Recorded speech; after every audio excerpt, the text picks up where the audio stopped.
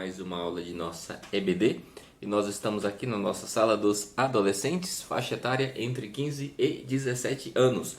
E hoje nós estamos indo para a nossa lição de número 13, última lição desse trimestre, e a aula de hoje, o tema será a igreja e o movimento dos desigrejados.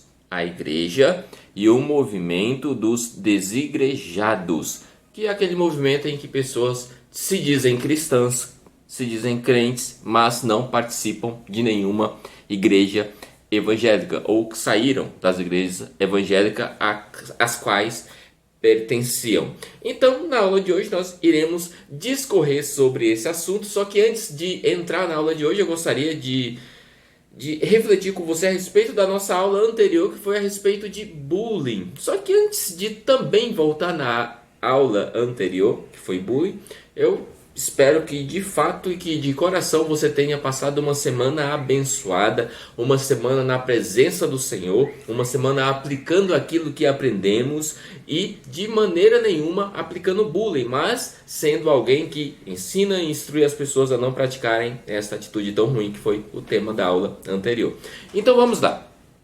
Da aula anterior, nós deixamos aqui algumas perguntas para que fossem refletidas por você, meditadas por você durante esta semana. E as perguntas são essas. Primeira pergunta é: o que é bullying? E a resposta é muito simples. É uma situação que se caracteriza por agressões verbais ou físicas feitas de maneira repetitiva, ou seja, você ficar repetindo um apelido, uma coisa pejorativa de alguém, isso se caracteriza como bullying. Segunda questão: cite um personagem da Bíblia que sofreu bullying. Um exemplo: Eliseu. Para você, quando ele era calvo, e as crianças, os rapazes falavam: sobe calvo, aquela história que nós lemos na aula, nós estudamos na aula anterior. Nós lemos na Bíblia, que faz parte da aula anterior. Terceira, para você, o que podemos fazer para combater o bullying? Isso aí é uma resposta que você dá para você mesmo, mas nós temos o norte, que é pregar a palavra de Deus e ganhar as almas para Jesus. Também precisamos orar e nunca participar desse tipo de violência, que o bullying é uma violência.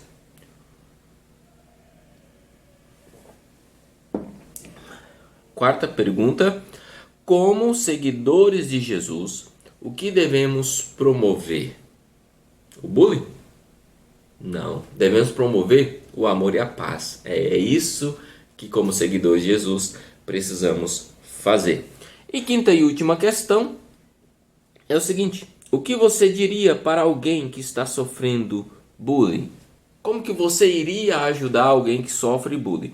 Então essa é uma resposta pessoal e que certamente você usará os princípios cristãos para dar esta resposta para esta pessoa. Então vamos lá. Vamos agora entrar na nossa aula de hoje, que fala a respeito desse movimento que tem crescido bastante, que é o movimento dos desigrejados. Inclusive nesse período de pandemia, as pessoas têm aproveitado muito para ficar em casa e encontram nisso um motivo para serem desigrejadas, e isso em muitas das ocasiões, praticamente 100% das ocasiões, é algo muito perigoso e que pode causar sérios danos à vida espiritual da pessoa. E no decorrer de nossa aula de hoje nós iremos entender mais sobre isso. O nosso texto áureo encontra-se em Hebreus capítulo 10 e versículo 25. Hebreus 10 e 25, que diz assim: temos um trecho desse texto: não deixando a nossa congregação, como é costume de alguns, antes admoestando-nos uns aos outros, e tanto mais quanto vedes que se vai aproximando aquele dia. Ou seja, há uma recomendação do escritor aos hebreus que nós não devemos deixar as nossas congregações ou nossas igrejas onde nós congregamos. A nossa leitura bíblica em classe encontra-se em dois livros, em Mateus capítulo 5, versículo 13, e depois vamos para Romanos capítulo 13, versículo do 1 ao 7, e vamos para Mateus 5 e 13, que diz assim: vós sois o sal da terra, e se o sal se torna insípido, como que se há de salgar? Para nada mais presta, senão para ser lançado fora e ser pisado pelos homens. Romanos 13, do 1 ao 7. Toda alma esteja sujeita às autoridades superiores, porque não há autoridade que não venha de Deus, e as autoridades que há foram ordenadas por Deus. Por isso, quem resiste à autoridade resiste à ordenação de Deus, e os que resistem trarão sobre si a condenação. Porque os magistrados não são terror para as boas obras, mas para as más. Queres tu, pois, não temer a autoridade? Faze o bem e terás louvor dela. Quarta, porque ela é ministro de Deus, autoridade, para o teu bem. Mas se fizeres mal, teme, pois não traz debalde a espada, porque é ministro de Deus e vingador para castigar o que faz mal. 5. Portanto, é necessário que lhes estejais sujeitos, não somente pelo castigo, mas também pela consciência. Porque esta razão também pagais tributos, porque são ministros de Deus, atendendo sempre a isto mesmo. Portanto, dai a cada um o que deveis. A quem é tributo, tributo. A quem é imposto, imposto. A quem tem temor, temor. A quem honra, honra. Que texto mais incrível que nós acabamos de ler das Escrituras Sagradas. Note que nós estamos falando aqui de viver sob autoridade. Não é sobre em cima, mas eu estou falando sobre, que é embaixo. Viver sob a autoridade, e nós devemos viver sob as autoridades que nos são impostas. Tanto as autoridades governamentais, como também as autoridades eclesiásticas, autoridades de nossa igreja. Nós precisamos dessas lideranças para concordar e caminhar juntos e sermos instruídos por ela. Então, nós temos aqui a ideia de que o apóstolo, aqui ele está falando, o apóstolo Paulo está falando aos romanos que quem vive debaixo de autoridades está simplesmente cumprindo o seu papel de cidadão, de pessoa. Então não tem problema nenhum, as leis não irão pegá-lo, a polícia não irá prendê-lo, mas a polícia prende apenas quem está vivendo desordenadamente. Ou seja, se você é uma boa pessoa, se você tem feito as coisas corretas, você não tem por que se preocupar com as autoridades ou infringir as regras, porque você não faz isso. Agora, se você vive sendo infrator, aí sim você tem que ter cuidado, porque se você é infrator, você está desrespeitando leis, e quando você desrespeita leis, você é punido por isso. Pois vivemos em sociedade e precisamos ter um mínimo de ajuste, de consenso entre um e outro. E a igreja, ela é uma sociedade em que nós precisamos estar unidos e vivendo de acordo com o que essa igreja, no caso a igreja local onde você congrega, no nosso caso a Assembleia de Deus, nós devemos estar, porque concordamos e devemos seguir as orientações dos nossos líderes, dos nossos pastores, porque amamos a palavra de Deus e porque somos obedientes e não porque somos obrigados. Ou seja, nós somos fiéis a Deus, fiéis à nossa igreja, não porque temos medo de sermos punidos, mas pela nossa consciência. Ou seja, eu sei que é certo, então eu faço porque é certo, e não porque sou obrigado ou porque eu quero estar dentro da lei. Tudo certo até aqui? Tudo certo, né?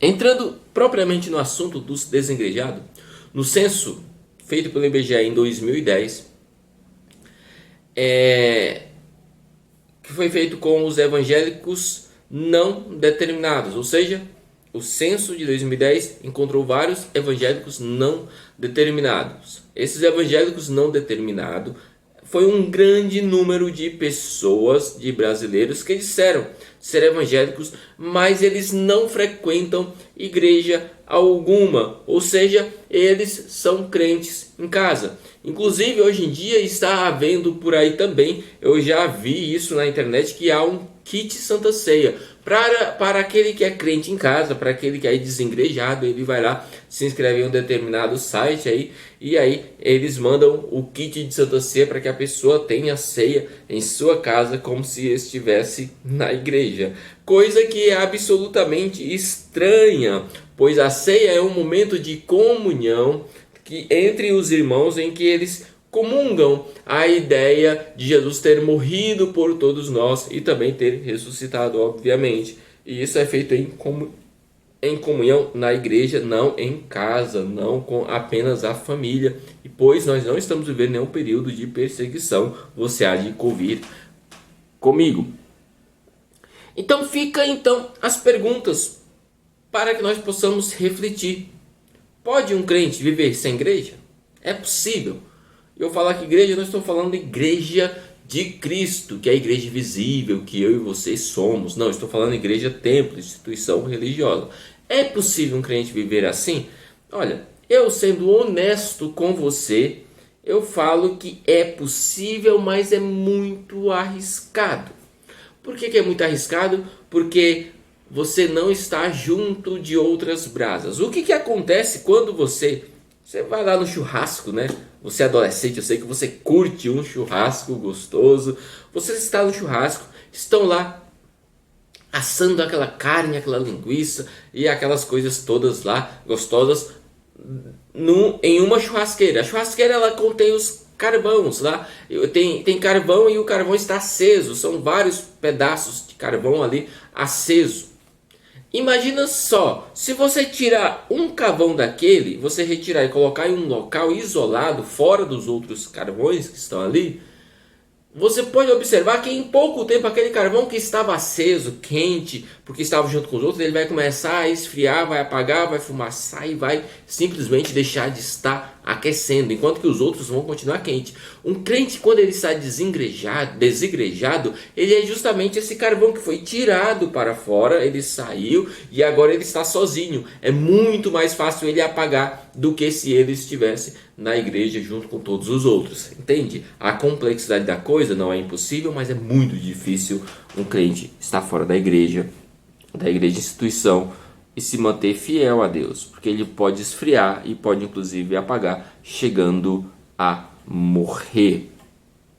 Temos um texto em Romanos 12:5 que fala assim: assim também em Cristo nós, que somos muitos, tornamo-nos um corpo, e cada membro está ligado a todos uns aos outros. Se somos um só corpo, precisamos estar juntos, ligados uns aos outros, pois assim formamos o corpo de Cristo. Entende como é importante a questão da comunhão e de congregar, de adorar a Deus em um local?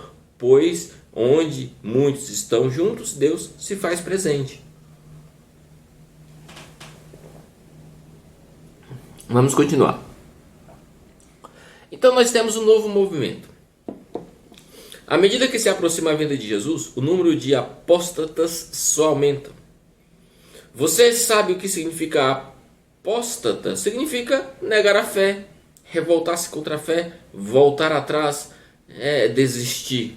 E infelizmente não são poucos os cristãos que estão apostatando da fé, se afastando da fé, deixando de crer, negando a fé. E isso está acontecendo cada vez mais, e as pessoas, para não dizerem que estão desviadas dos caminhos do Senhor, falam que vão ser crentes em casa, e isso é algo gravíssimo. Isso é algo gravíssimo. Sabe o que tem acontecido? Porque eles estão muitas das vezes decepcionados com outras pessoas, ou são aqueles que se incharam em seu próprio pensamento e se acham que são conhecedores demais, e que aquela igreja A, a igreja B não tem os ensinos que os satisfaçam. Então são pessoas que se acham tão cheias de si que não aprendem nada na igreja nas quais congregam e acabam indo embora e ficando congregando em casa. Só que isso é bem complicado. Colossenses capítulo 2, versículo 8 fala assim: tenham cuidado para que ninguém vos escravize com filosofias vãs e enganosas, que se fundamentam em tradições humanas e não nos princípios elementares de Cristo, mas nos princípios elementares do mundo. Ou seja, existem pessoas que estão vivendo aí e tentando enganar outras pessoas a terem uma vida basicamente mundana, vivendo de acordo com os princípios do mundo e não com os princípios de Deus, não com os princípios de Cristo.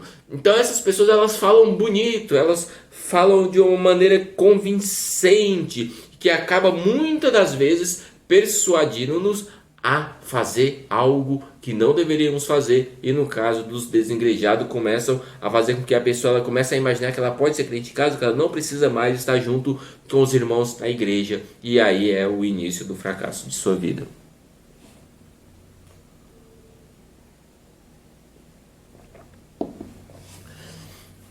Você percebe que de fato nós precisamos frequentar a igreja? Precisamos. Nós somos comparados pelo Senhor Jesus como ovelhas. Ovelhas precisa estar no redil, precisa estar no curral, junto com as outras ovelhas. Uma ovelha desgarrada que está andando por aí, ela pode cair em abismos. Ela continua sendo ovelha, mas ela pode cair em abismo e pode morrer. E essa não é uma boa ideia. Nem sempre o pastor consegue encontrar de volta uma ovelha. Principalmente se a ovelha é rebelde, ela quer fazer as coisas de acordo com a sua própria vontade. Deus, em sua infinita bondade e justiça, ele não irá obrigar a pessoa a voltar para o redil. Então nós temos que ter esse cuidado. A igreja, ela é muito importante. A igreja, a instituição, ela é muito importante.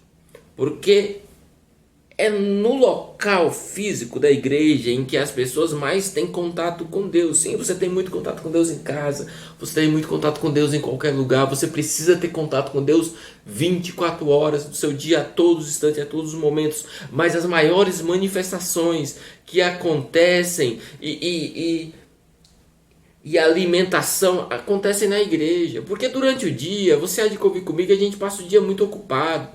Você é adolescente estudando, e quando está em casa, além de fazer as tarefas da escola, você tem muitas das vezes fazer tarefas de casa.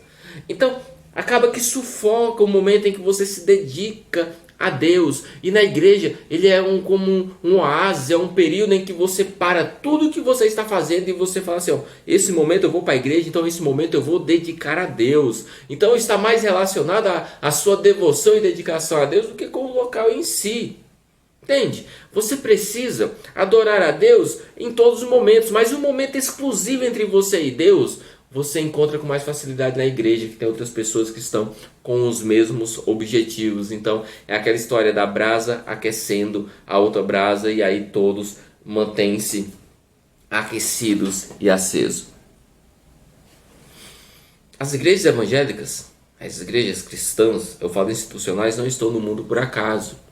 Elas fazem parte do propósito de Deus, pois a igreja ela é como se fosse uma UTI espiritual, em que as pessoas chegam lá tristes, desanimadas, sem salvação, e lá encontram uma palavra de salvação, uma palavra de renovo, uma palavra de ânimo para suas vidas e que dão combustível para elas continuarem andando.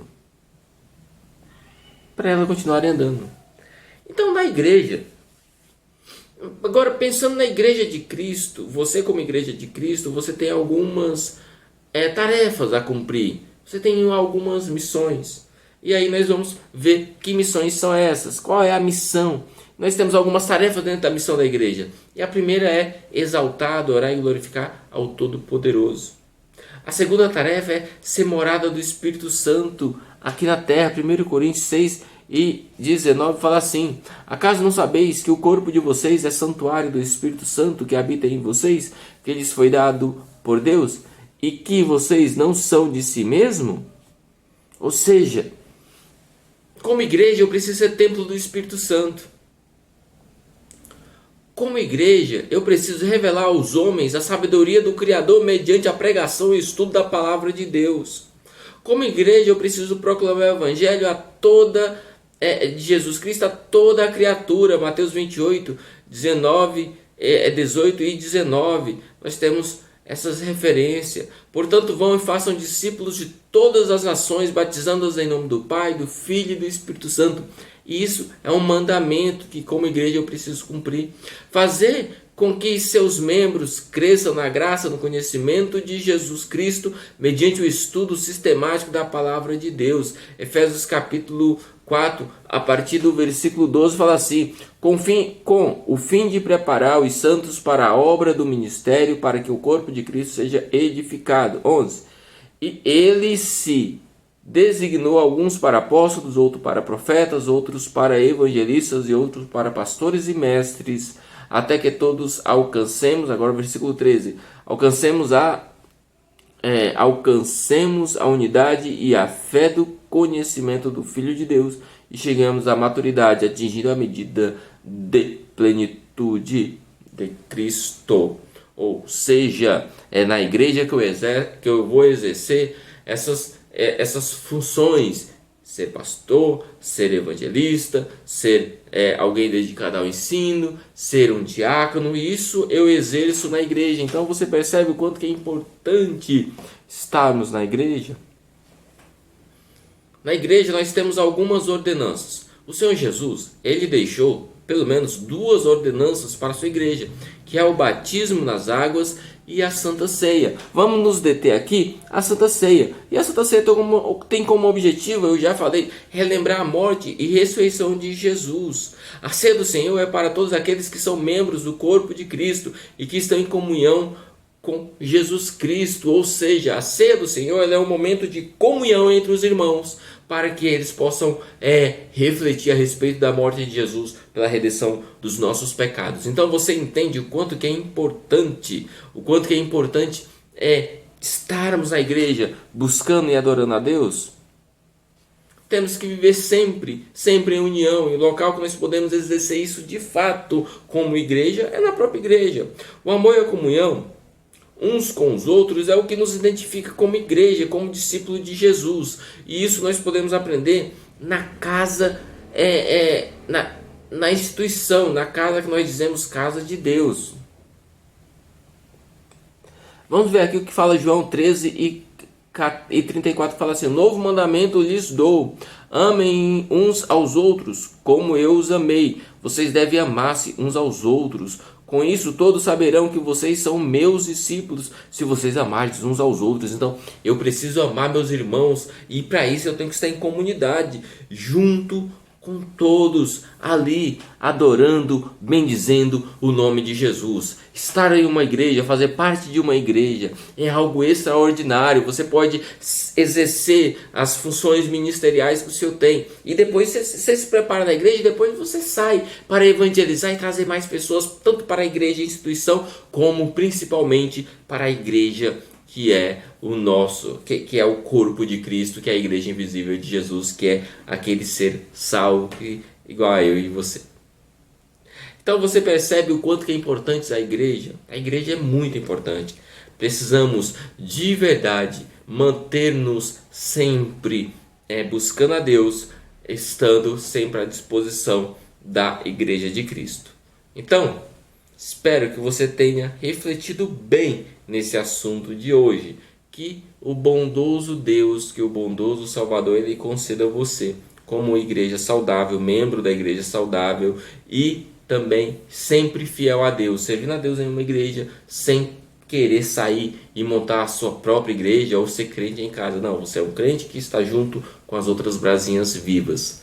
Então, que você tenha uma semana maravilhosamente linda, abençoada. Que Deus em Cristo te abençoe em nome de Jesus. Amém.